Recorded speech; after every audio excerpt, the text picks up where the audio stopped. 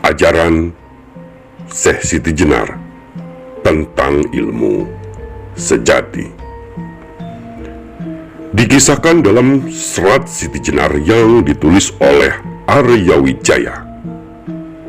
Sejati jatinya lemu lungguhe cipta pribadi, pustining pangestinira gineleng dalia sawiji wijanging ngelemu diat mika neng kahanan neng ning. Artinya, hakikat ilmu sejati itu terletak pada cipta pribadi. Maksud dan tujuan disatukan adanya lahirnya ilmu unggul dalam keadaan sunyi dan jernih.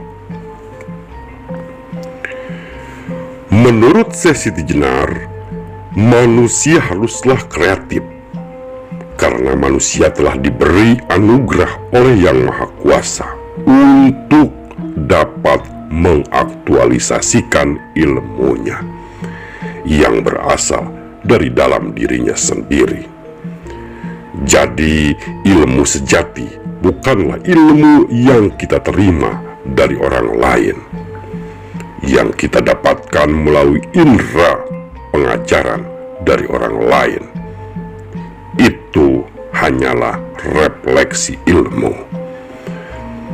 Dan ternyata sejak abad ke-20 pemahaman bahwa ilmu lahir dari keadalaman batin telah menjadi pemahaman yang universal.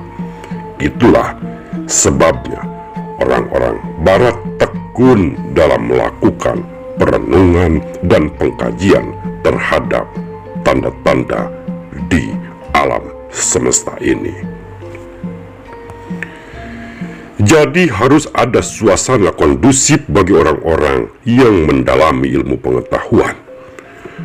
Suasana kondusif bagi ilmuwan adalah iklim kerja yang membuat ilmuwan tersebut dapat bekerja dengan tenang, nyaman dan bebas dari berbagai penyebab kekalutan dan kesulitan.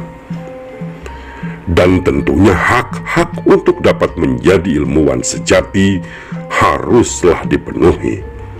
Ingat, setiap orang telah diberi potensi dan talenta yang disebut kodrat, dan bagi mereka yang memiliki kodrat, untuk menjadi ilmuwan harus disediakan iklim kerja yang kondusif sehingga bisa menghasilkan hal-hal yang dibutuhkan manusia.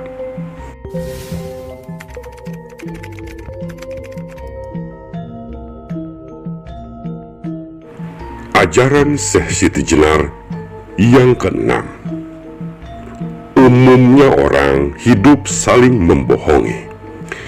Banyak hal yang sebenarnya kita sendiri tidak tahu, tapi kita menyampaikannya juga kepada teman-teman kita. Hal ini banyak sekali terjadi dalam ajaran agama. Banyak orang yang sekedar hafal dalil, tetapi sebenarnya dia tidak mengetahui apa yang dimaksud oleh dalil itu. Akhirnya, pemahaman yang keliru itu menyebar dan terbentuklah opini yang salah. Masyarakat yang dipenuhi dengan pemahaman dan opini yang salah sama dengan masyarakat yang dipenuhi sampah. Masyarakat demikian pasti rawan terhadap serangan penyakit. Oleh karena itu, masyarakat harus dibebaskan dari berbagai macam kebohongan masyarakat. Harus diajarkan dan dididik untuk memahami segala sesuatu seperti apa adanya. Agar tidak hidup saling membohongi, manusia harus kembali mengenal dirinya. Setiap orang harus dididik untuk menyadari perannya dalam hidup ini. Para cerdik cendekia harus mengerti fungsinya di dunia. Orang harus diajar untuk bisa mengerti dunia ini.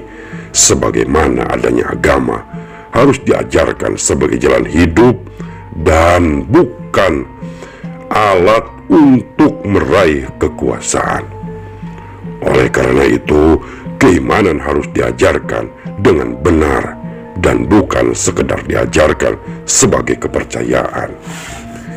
Iman harus diajarkan sebagai penghayatan, pengalaman, dan bukan pengamalan kebenaran. Ayat-ayat kitab suci harus dipahami berdasarkan kenyataan dan tidak diindoktrinasikan serta diajarkan secara harfiah sesuai dengan asal kitab suci tersebut. Agama harus diajarkan secara arif dan bisa dibumikan, tidak harus menggantung di langit. Agama harus diterjemahkan dalam bentuk yang dapat dipahami dan dipraktikkan oleh masyarakat penerimanya.